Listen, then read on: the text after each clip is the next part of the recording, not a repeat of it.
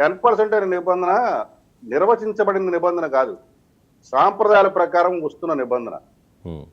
10% అంటే ఏంటంటే ఏ సభలోనైనా సరే కనీసం ఏ రాజకీయ పార్టీకైనా 10% సభ్యులు ఉంటేనే ఆ యొక్క శాసనసభని తక్షణం ఏర్పాటు చేయమని కోరటానికి అవసరమైన కోరం అది.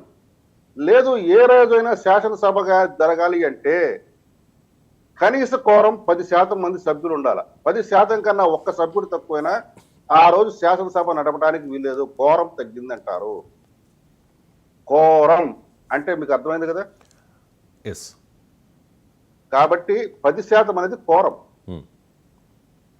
ఒక రాజకీయ పార్టీ ఒక ప్రభుత్వాన్ని నిలదీస్తున్నప్పుడు, తక్షణ సమావేశాలు కావాలని కోరుతున్నప్పుడు, లేదా ఏదైనా చేయాలి అనుకున్నప్పుడు కనీసం 10% మంది సభ్యుల వినతి పత్రం ఉండాలి ఆ సభ స్పీకర్కి గానే వాళ్ళకి.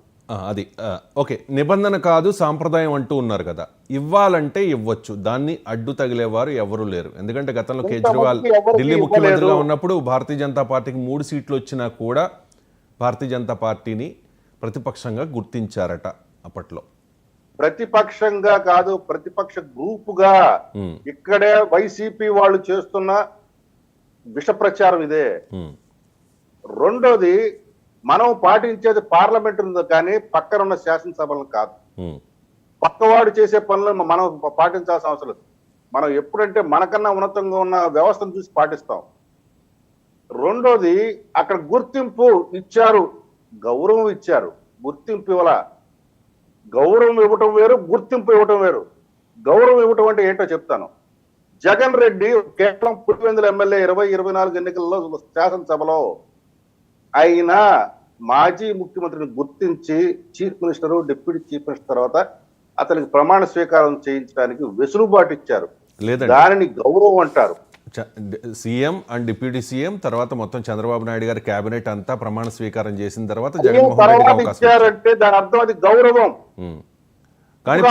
కానీ ప్రతిపక్ష నేత హోదా ఇస్తే చంద్రబాబు నాయుడు గారి తర్వాత చేసేది జగన్మోహన్ రెడ్డి ప్రమాణ స్వీకారం. ఏమండి, ప్రతిపక్ష నేతగా 2014లో ఇచ్చాడు 67 సీట్లతో. ఏం చేశాడు? అసెంబ్లీకి వచ్చాడా? 3 సంవత్సరాల పాటు అసెంబ్లీ వదిలి పారిపోయి రోడ్ల మీద పడి తిరిగాడు. అదే ఇప్పుడు వచ్చేవారేమో, మీరు హోదా ఇవ్వట్లేదు కాబట్టి. వినండి, మీరు హోదా ఇవ్వలేదు కాబట్టి రావట్లేదు అంటున్నారు. మీకు ఇచ్చినప్పుడు దాన్ని సద్వినియోగం చేసుకోవాలా, ప్రజలను మెప్పించాలా. సరే, ఒక్క అవకాశం అంటే ముఖ్యమంత్రి పదవి ఇచ్చారు, కానీ ఏ రోజు ప్రజల్లోకి రావాలా, ప్రజల సమస్యలు పట్టించుకోవాలా. తాడేపల్లి ప్యాలెస్ లోనే కూర్చున్నాం. ఒకవేళ వచ్చినా కానీ పరదాల చాటును వచ్చావు, ఆకాశంలో వచ్చే చెట్లు నరుక్కుంటూ వెళ్ళావు. ఇక ఎమర్జెన్సీ వాతావరణం పెట్టి ఆ ప్రాంతాల్లో ఇక ఎన్ని అనవసరం. నువ్వు ముఖ్యమంత్రిగా కూడా పనికిరావు, ప్రతిపక్ష నేతగా అసలు పనికిరావు, అసలు ఏ హోదా కూడా ఇవ్వాల్సిన అవసరం లేదు, ఈ రాష్ట్రానికి నువ్వు పనికిరావు అని ఆ రాజకీయ పార్టీని రాష్ట్ర ప్రజలు తిరస్కరించారు. కానీ కేవలం పులివెందుల ప్రజలు అతన్ని గౌరవించడం వల్ల ఎమ్మెల్యే అయ్యాడు. ఇందాక నేను చెప్పే ఉదాహరణ, నేను సైన్యంలో చేరా కాబట్టి నాకు పీవీసీ ఇమ్మంటే ఇస్తారా పరమవీర చక్ర? ఇది కూడా అంతే. పోరాడు ప్రజా సమస్యల మీద గళమెత్తు. ప్రజా సమస్యల మీద గళమెత్తిన ఏ ఎమ్మెల్యే, ఎమ్మెల్సీ, ఎంపీకైనా, రాజ్యసభ సభ్యుడికైనా ఆయా సభల నాయకులు అంటే స్పీకర్లు కానీ చైర్మన్లు కానీ సమయం కేటాయించకుండా పోలేదు. ఇచ్చిన సమయానికన్నా మించిన సమయం ఇచ్చిన సందర్భాలు చాలా ఉన్నాయి. అది నీ యొక్క ఫలితనం, నీ యొక్క. శాంతిప్రసాద్ గారు, ఇది ప్రజల మ్యాండేట్, ఇది ప్రజల మ్యాండేటు. కానీ సభలో ఏదైనా రసవత్తర చర్చ జరగాలన్నా, ప్రజలకు ఉపయోగపడే చర్చ జరగాలన్నా ఖచ్చితంగా ప్రతిపక్షం ఉండాలి కదా. మరి ప్రతిపక్షం లేకుండా జనసేన, బీజేపీ, టీడీపీ ఒకరికొకరు పొగుడుకుంటూ చేసుకుంటే జనాలు కూడా అంత ఇంట్రెస్ట్ ఉండదు కదా.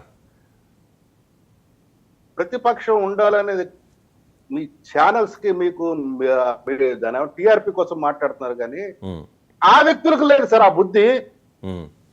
ఎవరైతే గెలిపించబడ్డారో ప్రతిపక్షంగా ఆ వ్యక్తులకు ఆ బుద్ధి లేనప్పుడు మీకెందుకు సార్?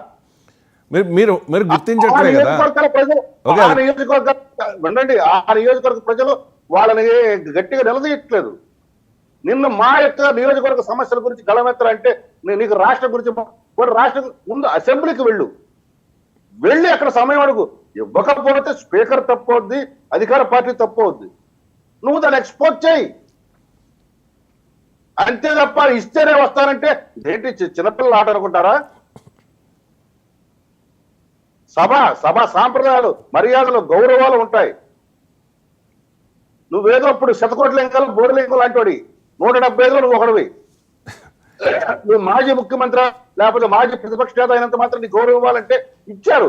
ఇచ్చిన గౌరవం నువ్వు పుచ్చుకున్నావా? దాన్ని సరిగా సద్వినియోగం చేసుకున్నావా?